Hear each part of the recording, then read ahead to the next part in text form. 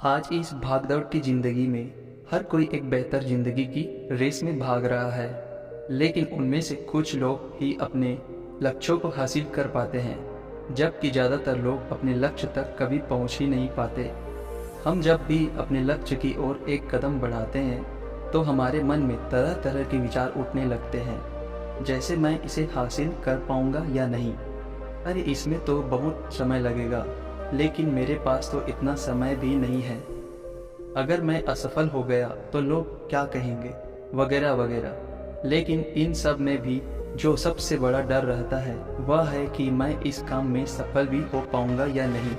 तो आज की इस बौद्ध कहानी के माध्यम से हम जानेंगे कि अपने असफलता के डर को कैसे खत्म किया जाए, और साथ ही हम ये भी जानेंगे कि हमारे मन में ये असफलता का डर क्यों पैदा होता है, इसका क्या कारण है। तो आइए एक कहानी को शुरू करते हैं। बहुत पहले की बात है। एक बौद्ध सन्यासी एक जंगल के पास एक कुटिया बनाकर रहा करते थे। वो बौद्ध सन्यासी बहुत ही बुद्धिमान व्यक्ति थे। जो भी उनके पास अपनी समस्या लेकर आता, वो बहुत ही बुद्धिमानी से उस समस्या का समाधान कर देते। एक दिन वे पास के ही एक गांव में भिक्षा लेने के लिए गए। जब वो भिक्षा मांगकर वापस लौट रहे थे, तो रास्ते में एक व्यक्ति ने उन्हें रोक लिया और कहा कि मैंने सुना है कि आप किसी भी समस्या को बड़ी बुद्धिमानी से सुलझा देते हैं। हालांकि मुझे तो जरा भी विश्वास नहीं है कि आप मेरी इस जटिल समस्या को सुलझा पाएंगे, लेकिन मैंने लोगों से आपके बुद्धिमानी के बहुत से किस्से सुन रखे हैं। इसलिए मैं आपसे एक बात जानना चाहता हूँ कि हमें किसी भी काम में असफलता की घबराहट क्यों होती है, और हम अपने लक्ष्य को असफलता के घबराहट के बिना कैसे हासिल कर सकते हैं। युवा व्यक्ति की यह बात सुनकर सन्यासी मुस्कुराए और बोले कि मैं तुम्हारे इस प्रश्न का उत्तर जल्द ही दूंगा और तुम्हारी सारी घबराहटें जल्द ही समाप्त हो जाएंगी, लेकिन उससे पहले तुम्हें मेरे साथ मेरी कुटिया तक चलना होगा। वह युवा लड़का उस सन्यासी की बुद्धिमत्ता को परखना चाहता था, इसलिए वह कुटिया तक जाने को तैयार हो गया। उसके बाद वह बौद्ध सन्यासी उस युवक को अपने जंगल के पास बनी कुटिया में उसको ले गया, लेकिन तब तक शाम हो चुकी थी, इसलिए वह भोजन करके सो गया। अगले दिन जब वो उठा तो बौद्ध सन्यासी ने उस युवक से कहा, चलो आज मैं तुम्हें जंगल की सैर करा के लाता हूँ। और वो दोनों जंगल की ओर निकल पड़े, और उस बौद्ध सन्यासी ने उस युवक को एक गुफा दिखाई और कहा, चलो मैं तुम्हें उस गुफा की सैर कराता हूँ। युवक ने कहा, हाँ चलिए, मेरी भी जंगल की गुफा देखने की काफ़ी दिनों से इच्छा थी। इसके बाद वो दोनों गुफा के अंदर चले गए।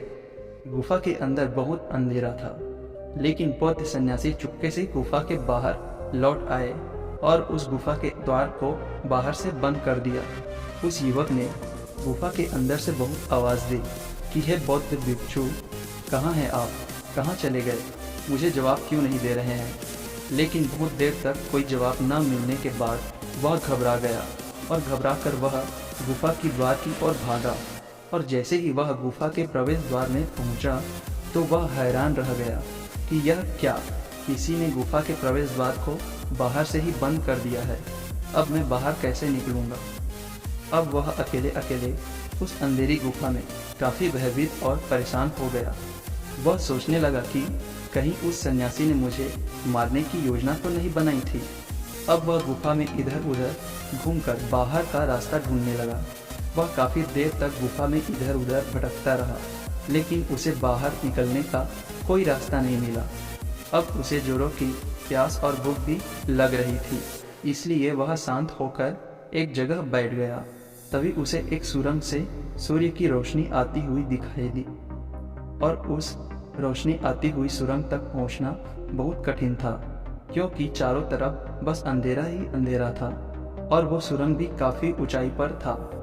पर वह उठा और अपनी सारी भूख प्यास भूलकर अपना सारा ध्यान उस गुफा से बाहर निकलने में लगा दिया। काफ़ी मेहनत और प्रयास के बाद वह उस रोशनी आती हुई सुरंग के पास पहुंचा, और कुछ दूर तक वह उस सुरंग में चढ़ता गया। तभी अचानक वह सन्यासी उसे हाथ आगे बढ़ाता हुआ दिखा।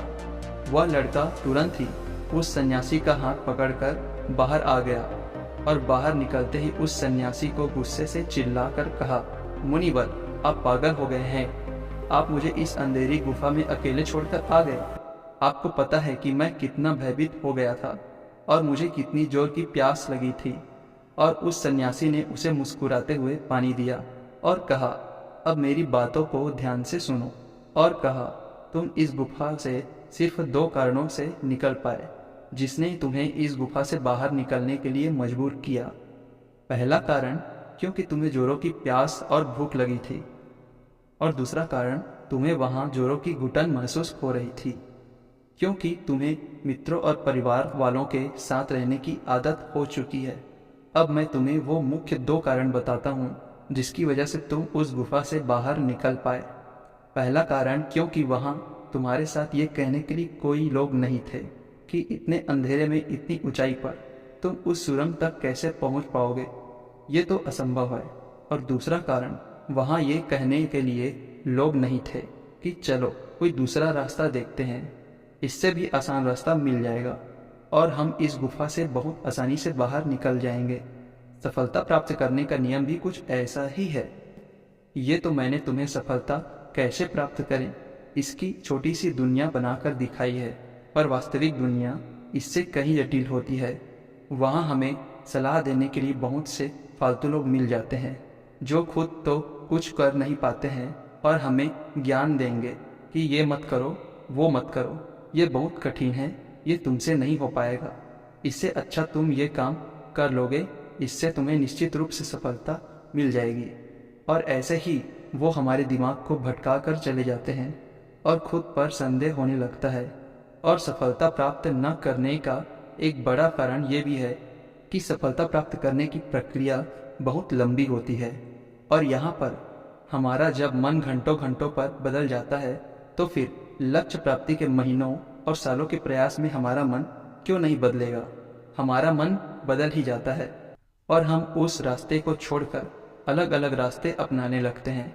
गौतम बुद्ध हमेशा अपने शिष्यों से कहते थे कि ज़्यादातर परेशानी हमें तभी दिखती है जब हमारा ध्यान अपने लक्ष्य पर नहीं होता। और ये बात 100% सही है। जैसे जब एक तीर अंदाज तीर मारने वाला होता है तो वह अपनी एक आंख को बंद कर लेता है और दूसरी आंख से सिर्फ अपने लक्ष्य को देखता है, तब जाकर वह अपने लक्ष्य को भेद पाता है। ठीक उसी प्रकार हमें असफलता का डर तभी तक लगता है जब हमारा ध्यान अपने लक्ष्य पर न होकर रास्ते पर आने वाली कठिनाइयों पर होता है। तुम भी इस गुफा से इसलिए बाहर आ पाए क्योंकि तुम्हें इस सुरंग से आने वाली रोशनी के अलावा और कुछ दिखाई नहीं दे रहा था। उस गुफा के अंदर प्रकाश होता तो तुम वहाँ के गड्ढों और कीड़े मकोड़ों को देखकर डर जाते और वही भटकते रह जाते। इसलिए अपना सारा ध्यान अपने लक्ष्य पर टिकाए रखो और आसपास क्या हो रहा है और लोग क्या बोल रहे हैं उस पर ध्यान देना बंद कर दो। तुम्हारे मित्र और रिश्तेदार क्या कर रहे हैं, उन्हें सफलता मिली या नहीं, इस पर ध्यान देना बंद कर दो और केवल खुद के काम पर ध्यान देना शुरू करो। फिर तुम देखना कि जब तुम्हारा समय आएगा तो लोग तुम्हारे लिए खड़े होकर तालियां बजाएंगे।